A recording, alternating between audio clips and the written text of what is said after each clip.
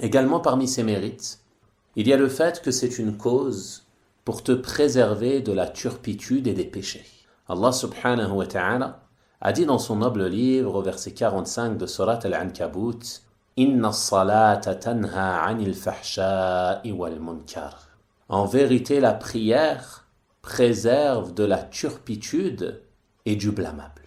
L'éminent cheikh, le mufassir, Abdurrahman ibn Nasir al-Sa'di rahimahullah ta'ala, a dit dans l'explication de ce verset, selon le sens résumé de sa parole, « La prière préserve de la turpitude et du blâmable, car lorsque l'adorateur accomplit la prière, en s'appliquant dans ses piliers, dans ses conditions et dans son humilité, son cœur s'illumine alors et se purifie.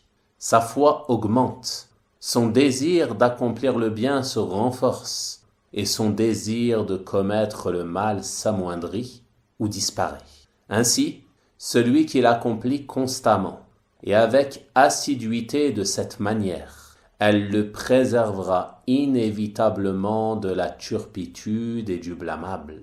Et ceci fait partie des plus grands objectifs de la prière. Fin de la citation de la parole de l'imam al-Sa'di, rahimahullah ta'ala. On voit donc à travers cela qu'accomplir la prière, être assidu à l'accomplissement de la prière, permettra aux musulmans de s'écarter des péchés et des mauvaises actions qu'il peut commettre. C'est donc une erreur de penser qu'il faut délaisser les péchés pour pouvoir prier.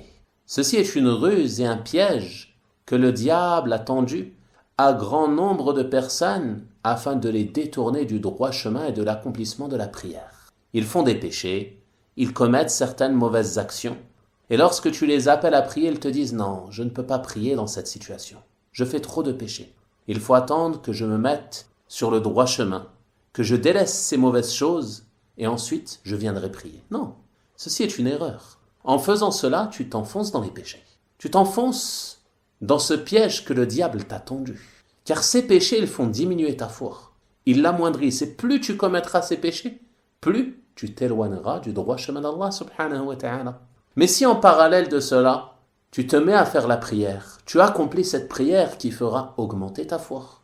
L'accomplissement de cette prière t'aidera bi'idhnillahi ta'ala à délaisser ses péchés.